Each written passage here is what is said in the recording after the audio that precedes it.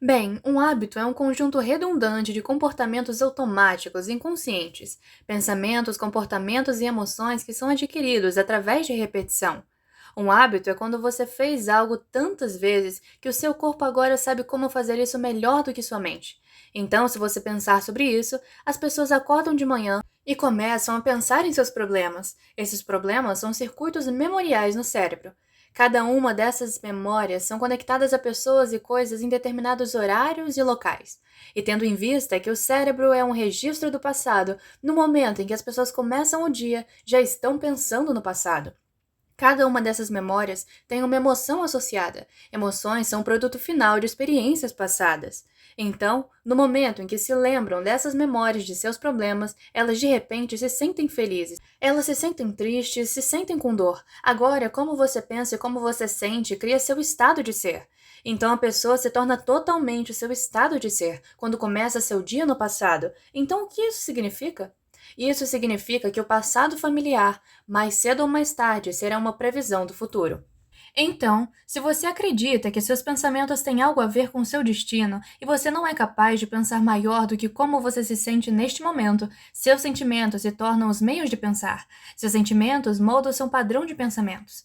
Pela própria definição de emoções, você está focando seu pensamento no passado, e na maior parte do tempo você vai continuar criando a mesma vida. Então, as pessoas pegam o celular, elas verificam seu WhatsApp, checam suas mensagens, elas checam seus e-mails, elas checam o Facebook, elas dão uma olhada no feed, elas publicam algo no Facebook, elas tweetam algo, elas dão uma olhada no Instagram, conferem as notícias. E agora eles se sentem realmente conectados a tudo que é conhecido em suas vidas.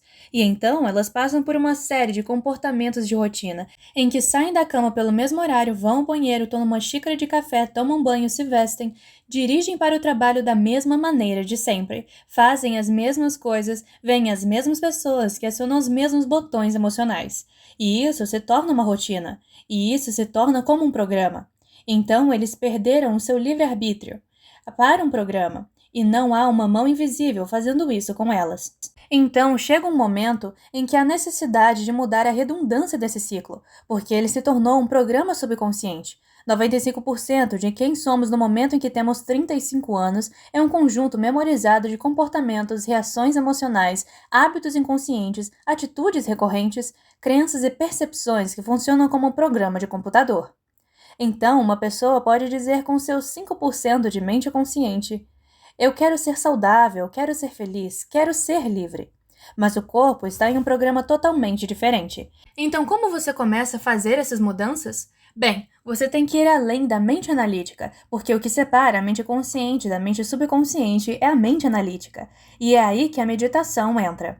Porque você pode ensinar as pessoas através da prática, que faz com que mudem suas ondas cerebrais desacelerando-as.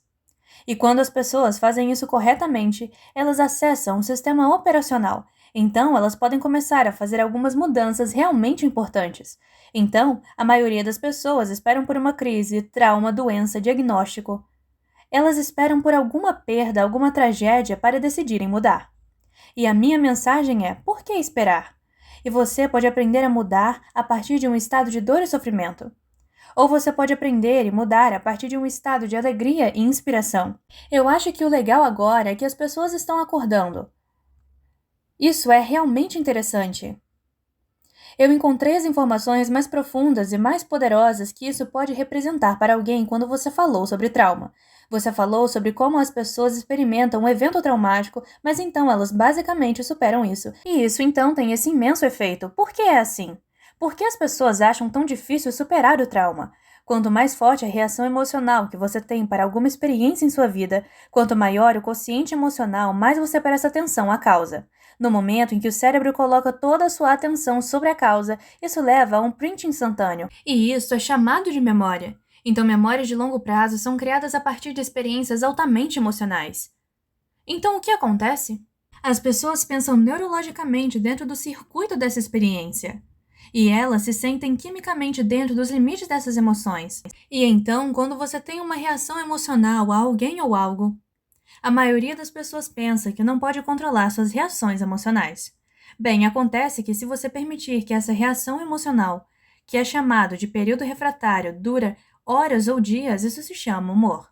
Por exemplo, eu pergunto para alguém: Ei, como estão as coisas? Eu estou de mau humor. Por que você está de mau humor? Porque aconteceu isso comigo 5 dias atrás. O que a pessoa quer dizer é: Eu estou tendo uma longa reação emocional adversa. Se você tiver a mesma reação emocional acontecendo por semanas ou meses, isso é chamado de temperamento. Por que ele é tão amargo? Eu não sei. Vamos perguntar para ele: por que você é tão amargo? Bem, aconteceu essa coisa comigo há 9 meses, e se você mantiver a mesma reação emocional acontecendo por anos a fio, isso é chamado de traço de personalidade. Então, aprender a encurtar seu período refratário de reações emocionais é realmente onde esse trabalho começa. Então, quando as pessoas têm um evento que causa impacto emocional, o que elas fazem é continuar lembrando do evento, porque as emoções relacionadas aos hormônios do estresse, emoções de sobrevivência, estão dizendo: preste atenção ao que aconteceu, porque você tem que estar preparado se isso acontecer novamente. Acontece que a maioria das pessoas gasta 70% de sua vida vivendo no modo sobrevivência e vivendo sob estresse. Então, elas estão sempre antecipando o pior, com base em uma experiência passada. Elas estão literalmente fora dos potenciais infinitos do campo quântico. Elas estão selecionando o pior resultado possível e elas estão começando a abraçá-lo emocionalmente com medo. E seu condicionamento, seu corpo ficam em um estado de medo. Faça isso vezes o suficiente e o corpo tem um ataque de pânico sozinho. Você não pode nem prever quando vai acontecer, porque é programado de forma subconsciente. Então você pergunta para as pessoas: por que você está assim? E elas dirão: eu sou assim. Eu sou desse jeito por causa desse evento que aconteceu comigo 15 ou 20 anos atrás. E o que isso significa do ponto de vista biológico é que elas não foram capazes de mudar desde esse evento. Então, as emoções, a partir da experiência, tendem a dar ao corpo e ao cérebro tamanha onda de energia que as pessoas se tornam viciadas nessas emoções. E elas usam os problemas ou condições em sua vida para reafirmar sua limitação, para que pelo menos elas possam sentir algo. Agora chega um momento em que é necessário mudar. Você pergunta à pessoa: por que você está assim? Dessa forma, toda vez que ela se lembra do evento, ela está produzindo a mesma química em seu corpo, como se o evento estivesse acontecendo novamente, acendendo e alertando os mesmos circuitos e enviando a mesma assinatura emocional para o corpo. Qual é a revelação por trás disso? Bem, seu corpo é a mente inconsciente. Ela não sabe a diferença entre a experiência que está criando a emoção e a emoção que você está criando quando pensa na experiência depois dela ter ocorrido. O corpo acredita que está vivendo na mesma experiência passada 24 horas por dia, 7 dias por semana, 365 dias por ano. Então, quando essas emoções influenciam certos pensamentos, e de fato influenciam, esses pensamentos criam as mesmas emoções. E essas mesmas emoções influenciam os mesmos pensamentos. Agora, o estado de ser da pessoa está inteiramente ligado ao passado. Então, a parte mais difícil sobre mudar é não fazer as mesmas escolhas que você fez. Ponto. E no momento em que você decide fazer uma escolha diferente, prepare-se, porque você vai se sentir desconfortável. Um fato importante é que quando continuamos disparando os mesmos circuitos, eles se tornam cada vez mais conectados. Então você tem um pensamento e depois o programa é executado, e há uma emoção associada a esse pensamento. Se você tiver um pensamento de medo, você vai sentir ansiedade. No momento em que você sente ansiedade, seu cérebro verifica seu corpo e diz: sim, você está muito ansioso. Então você começa a ter pensamentos correspondentes iguais à maneira como você se sente. Sendo assim, a redundância desse ciclo condiciona o corpo e se torna a mente. Então, quando chega a hora de mudar, as pessoas precisam atravessar esse rio de mudança. Elas fazem uma escolha diferente e de repente elas não se sentem da mesma forma. O corpo diz: bem, você tem isso há 35 anos.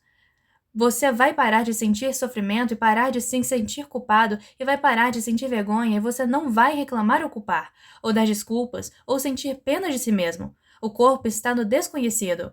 Então o corpo diz: eu quero voltar ao território familiar.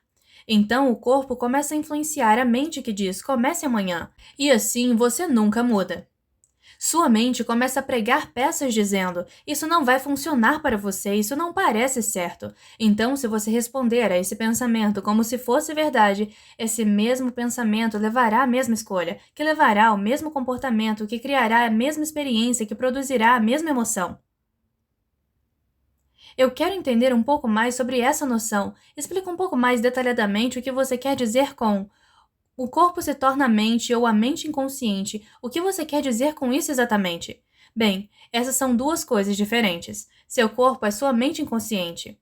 Em um sentido, se você estiver sentado e você começar a pensar sobre algum cenário de pior caso futuro que você está conjurado em sua mente e você começa a sentir emoção desse evento, seu corpo não sabe a diferença entre o evento e o que está acontecendo em seu mundo, no nosso mundo exterior, e o que você está criando por emoção. Então, a maioria das pessoas está constantemente reafirmando seus estados emocionais. Gostou do vídeo? Curta, compartilhe e comente.